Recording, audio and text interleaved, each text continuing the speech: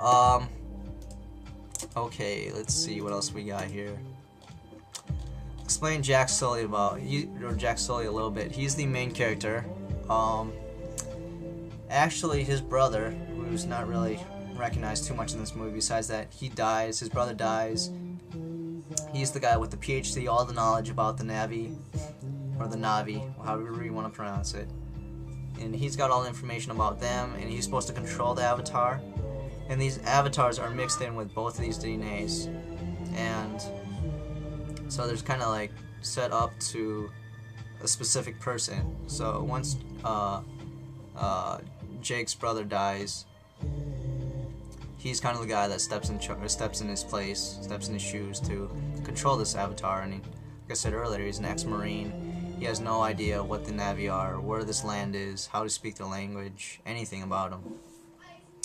So he gets replaced to do that, and some may never figure out their purpose in life, and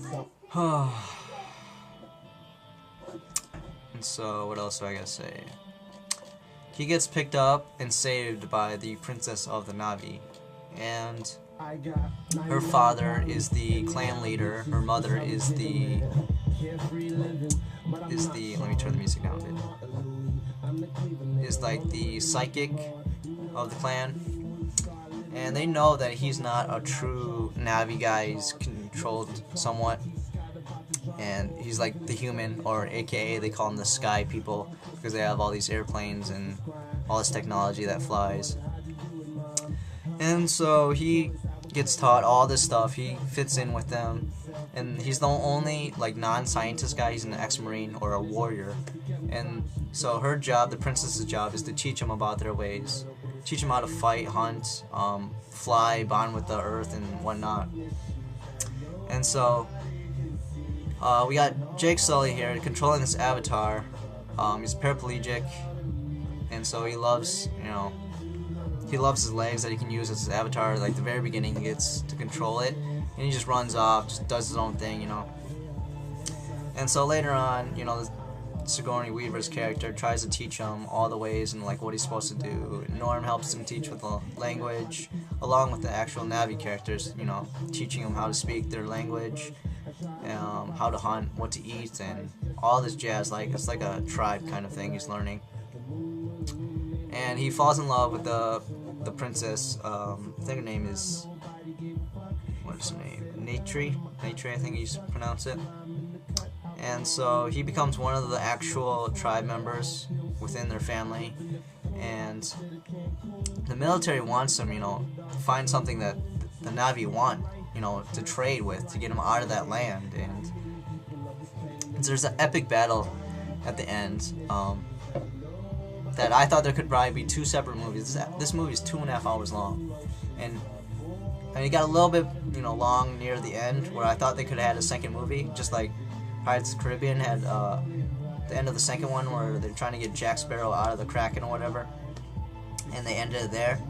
I thought like once they start rioting, the Navi start rioting, because they, spoiler alert here, the humans take down one of their main trees where they live. They actually live in the tree where I get the gummy bears. It's like the spiral system. They climb up the trees and they have little hammocks and they live in there. But they take that down, and they're all running for their lives. They're all scared. They all meet up, and then Jack Sully sides with the tribe members, or the Navi, and he's really pissed off that they did this. Like, he tried to find a way how they could negotiate and tell these people that the sky people are coming and they're gonna, destroy your land if you don't move or something like that. So then they start rioting, and they get all these other clans. I guess there are other Navi clans that exist that I didn't know about till they showed it. And when they were doing that, I thought there could be a second movie where they're actually gonna, get all these people together and then fight. But this movie was 2.5 hours long, so they actually had that along. So there's an epic battle. Besides the swearing in the movie, I didn't think there was too much violence until this epic battle, and it was amazing. Like, you had these 5-foot bows just piercing people through glass into their chest, just amazing. Then they have like it's like a cowboy Indian, you know, kind of fight. The Marines or the Halo people have guns, and the Na'vi have basically animals they control, and basically bows and arrows. So go check this out, Avatar. Give it an 8.5 out of 10.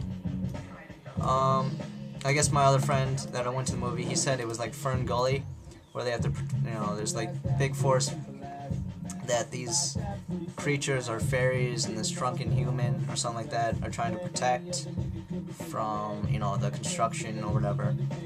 The construction team trying to destroy their land. So that's how he compared it to, and that's what he thought of when he saw this movie. Check it out, Avatar. Peace out, guys.